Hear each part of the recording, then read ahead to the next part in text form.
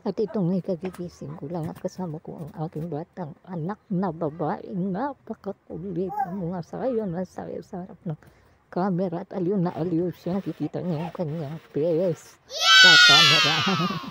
Tama naman nakadlipit na naman. Nakaidlip kaya ako dyan ng ilang segundo din. Siguro segundo rin yun. Tsaka ano din siguro kalahating oras. Ngayon ako hugas ng pinggan at titignan ng aking magandang dalaga. Kasi nga, ano kong matutulong ko.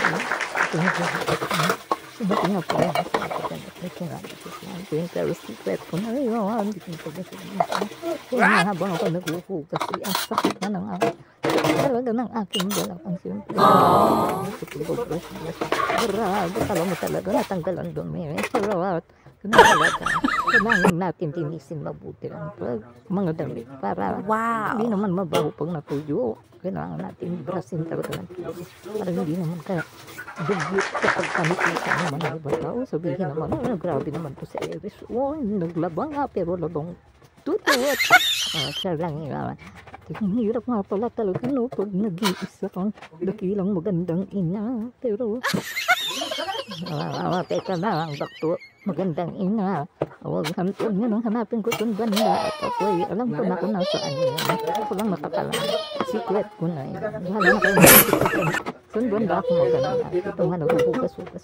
Dato ako makakunorian. Pero grabe ha. Ang hirap kayo talaga. As in, isang nanay. Yung all around trabaho mo, may bata kang makulit, naiyak na iyak mo. Yan, nagsasabi na nga ako, nagbubugas na ako ng bigas para makapagsain na. Ako talagang makakain na rin at makapagpahinga ng ayos ng tuluyan. Ay, hindi yung habang buhay yan.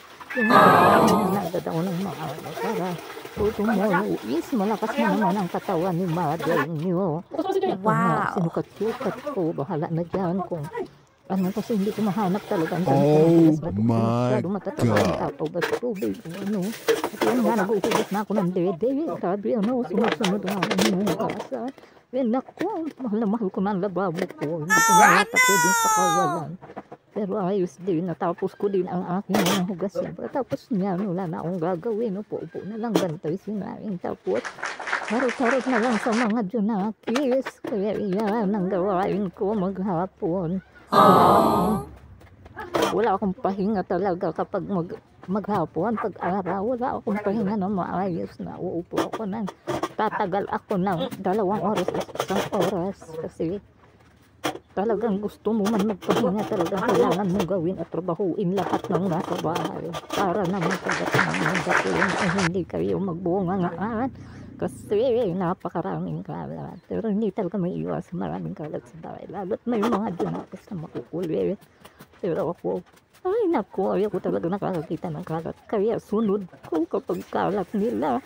Bigpit ko agad kasi ayaw ko ang sakit sa mata kapag makalat.